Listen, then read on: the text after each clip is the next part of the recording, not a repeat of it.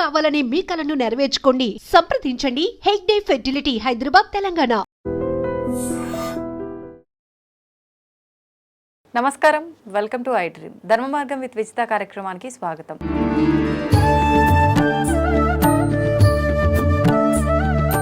ప్రస్తుతం మనతో పాటు ఉన్నారు ప్రముఖ జ్యోతిష పండితులు, ఆధ్యాత్మికవేత్త సుభాష్ శర్మ గారు. ఇప్పుడు గురుగారితో మాట్లాడదాం. నమస్కారం గురుగారు.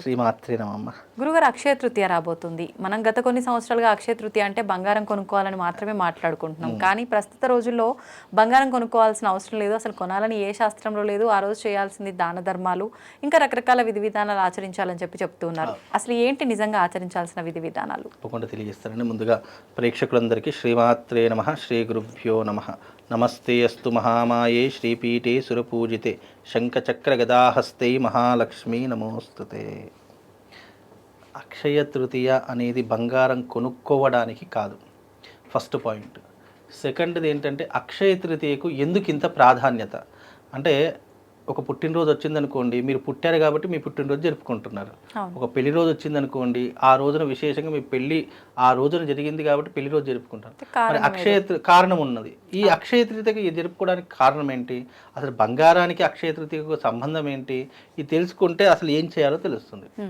అక్షయ తృతీయ అంటే మన సృష్టిలో జరిగినటువంటి కొన్ని ముఖ్యమైనటువంటి విధి విధానాలు ఈ రోజున జరిగాయి కాబట్టి ఈ తిథికి అంత ప్రాధాన్యత వచ్చింది. మొట్టమొదటిది పరశురామ జయంతి, పరశురాముడు పుట్టినటువంటి రోజు అక్షయ తృతీయ. రెండవది శ్రీ మహాలక్ష్మి కుబేరుణ్ణి అనుగ్రహించినటువంటి రోజు, ఎన్నో సిరి సంపదలను కటాక్షించినటువంటి రోజు అక్షయ తృతీయ. ఇక మూడవది కృతయుగము ముగిసిపోయి త్రేతాయుగంలోకి అడుగు పెట్టినటువంటి రోజు అక్షయ తృతీయ. అంటే శ్రీరాముడు జన్మించినటువంటి కాలం త్రేతాయుగము, కృతయుగం అంతా ముగిసిపోయి త్రేతాయుగం ప్రారంభమైనటువంటి రోజు అక్షయ తృతీయ.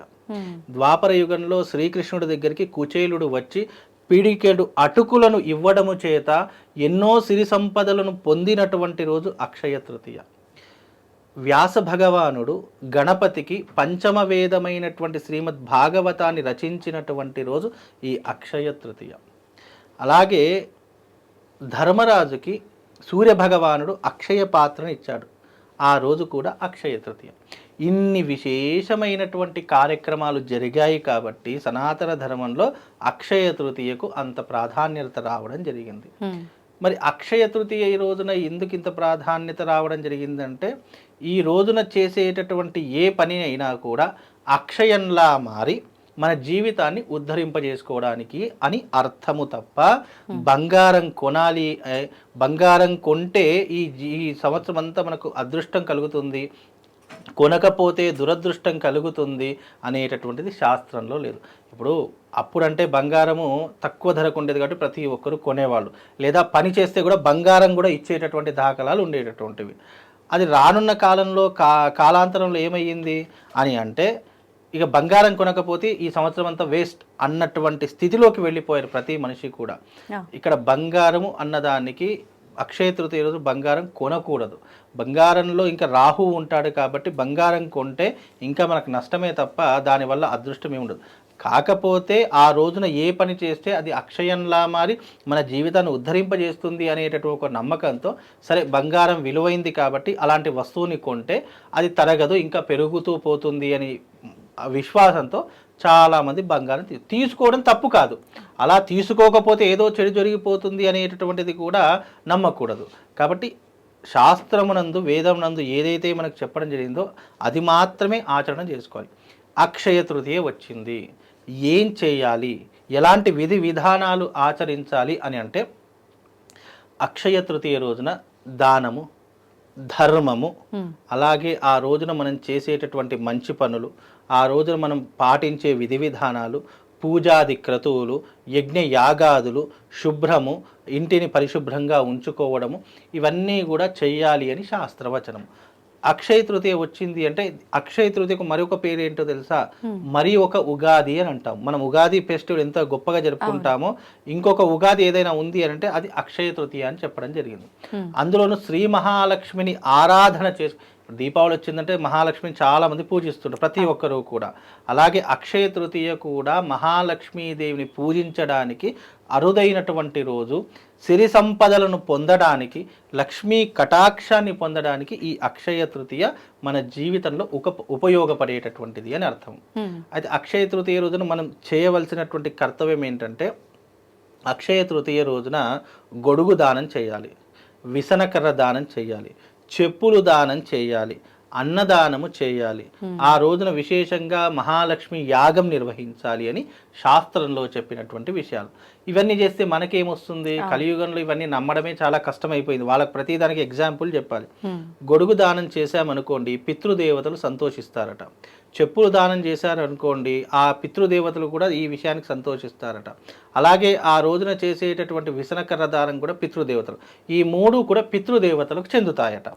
ఇక నాలుగవది ఏంటి అంటే కనుక కుంభదానం కూడా చేయాలని శాస్త్రం. కుంభదానం అంటే నిండు కుండ తీసుకొని, కొత్త కుండ తీసుకొని చక్కగా ఆ నిండు కుండను కడిగేసి దాంట్లో నిండుగా నీళ్లు పోసి కాస్త యాలాకులు, కాస్త పచ్చకర్పూరం ఈ రెండూ వేసి బ్రాహ్మడికి నిండు కుండ దానం ఇవ్వాలట. అలా దానం ఇవ్వడం ద్వారా నీ ఇంట్లో సిరి సంపదలకు కొలువు ఉండదు అని శాస్త్రం. అలాగే అతిథి భోజనం. పూర్వకాలంలో కొంతమంది సాంప్రదాయం ఎలా ఉండేదంటే, ఎవరికైనా అతిథికి భోజనం పెట్టిన తర్వాతనే ఇంటి సభ్యులు తినేటటువంటి సాంప్రదాయం ఉండేది. అది ఇప్పటికీ కూడా కొంతమంది ఆచారంలో ఉంది, అందరిలో దాంట్లో లేదు. కొంతమంది ఏం చేశారంటే, ఎవరికైనా సరే అది బ్రాహ్మణ, క్షత్రియుడ, శూద్రుడ, వేరే జాతి వాడ సంబంధం లేదు, ఎవరికైనా ఆకలి అన్నటువంటి వాడికి కాస్త భోజనం పెట్టి ఆ తర్వాత ఇంటి యజమాని భోజనం చేసేటటువంటి పద్ధతులు ఉండే. అది ఏ రోజున చేయాలంటే ఈ అక్షయ తృతీయ రోజున ఆచరణ చేసుకోవాలి. అవి పెద్ద మనం పంచభక్ష పరమాన్నాలు ఏం వండాల్సిన పని లేదు. మనం ఇంట్లో ఏదైతే భోజనం చేయడానికి సమకూర్చుకుంటామో అవే పదార్థాలు అతిథికి పెట్టడం వల్ల మన ఇంటికి ఎప్పుడూ కూడా ఆకలి బాధలు ఉండవు. చాలామంది డబ్బు సంపాదిస్తారు, కడుపు నిండా భోజనం చేయలేరు, ఎందుకంటే రోగాలతో నిండిపోయి ఉంటుంది కాబట్టి మీకు ఆకలి బాధలు, ఆకలి దప్పికలు మీకు జీవితంలో ఉండవు. కాబట్టి ఇలాంటి వస్తువులను దానం చేసుకోండి. సాధారణమైనటువంటి మనుషుల గురించి చెప్తున్నా. నువ్వు బంగారం కొంటావా కొనవా తెలియదు, కానీ ఈ అక్షయ తృతీయ నాడు ఒక్క వస్తువుని ఇంటికి తీసుకొని వస్తే 1 కిలో బంగారం కొంటే ఎంత పుణ్యం వస్తుందో అంత పుణ్యం ఆ ఒక్క వస్తువు ద్వారా కలుగుతుంది. ఏం వస్తువు అండి? ఆ వస్తువు ఏంటంటే ఉప్పు. ఎవరైనా తీసుకోవచ్చు. ఉప్పు కిరాణా షాపుకి వెళ్ళి ఉప్పు ప్యాకెట్ తీసుకొని అక్షయ తృతీయను నీ ఇంట్లో పెట్టుకో. అది బంగారం కంటే విలువైనది. బంగారం కొంటే నీ ఇంట్లో లక్ష్మీదేవి వస్తుందో లేదో తెలియదు, కానీ ఉప్పు కొంటే మాత్రం నీ ఇంటికి లక్ష్మీదేవి వస్తుంది. ఎందుకు లక్ష్మీదేవికి ఉప్పుకు సంబంధం అని అంటే గనక, లక్ష్మీదేవి పుట్టినటువంటి ఇల్లు సముద్రము. ఆ సముద్రంలో దొరికే ప్రతిదీ కూడా లక్ష్మీదేవికే అంకితమట. అందుకే మనం గవ్వల్ని పూజిస్తాము, తర్వాత వచ్చేసి సముద్రం నీటిని పూజిస్తూ ఉంటాము, ఆ దాంట్లో దొరికే గోమతి చక్రాలను పూజిస్తాము, కొంతమంది ఆ సముద్రంలో దొరికే చేపలను కూడా పూజిస్తూ ఉంటారు. అంటే సముద్రంలో దొరికే ప్రతిదీ కూడా లక్ష్మీదేవిదేనట, వేరే వాళ్ళకి దాని మీద అధికారం ఉండదు. అందుకే ఉప్పు ఎక్కడ తయారవుతుంది? సముద్రం నీటితోటి తయారవుతుంది. అందుకే బంగారము కంటే విలువైనది ఉప్పు. కాబట్టి నువ్వు ఆ రోజున నీ ఇంటికి ఒక ఉప్పు ప్యాకెట్ తీసుకొని వస్తే నీకు ఎరలేనటువంటి స్త్రీ సంపద, లక్ష్మీదేవి కూడా ఆ ఉప్పుతో సహా నీ ఇంట్లో అడుగు పెడుతుందని శాస్త్రమట. అందుకే ఆ రోజున ఉప్పు తీసుకొని వస్తే శుభం జరుగుతుంది. నువ్వు పాటించవలసిన విధానాలు ఈ రకంగా ఉంటాయి. వీలైతే ఆ రోజున మహాలక్ష్మి యాగం జరుగుతుంది. మన హైదరాబాద్ పట్టణంలో మా పీఠం ఆధ్వర్యంలో మహాలక్ష్మి యాగం జరుగుతుంది. కాకపోతే ఇలాంటి యాగంలో పాల్గొనే ప్రయత్నం చేయండి. ఎందుకంటే ధర్మ కార్యక్రమం అంటే ఈ రోజులలో యజ్ఞయాగాదులు చేయడమే ధర్మము. దానము అనంటే నువ్వు చేసినటువంటి దానమే నీతో పుణ్యం రూపంలో రూపాంతరం చెంది నీతో వెంట వస్తుంది. నువ్వు జీవితంలో సంపాదించిన భూమి మీద ఏది రాదు. నువ్వు చేసిన దానము, నువ్వు చేసిన పుణ్యము, ఈ రెండే రూపాంతరం చెంది అవి నిన్ను ఉన్నత స్థాయిలోకి తీసుకొని వెళతాయి. అందుకే ఈ రోజున నువ్వు చేయవలసింది మహాలక్ష్మి యాగము చేసుకోండి.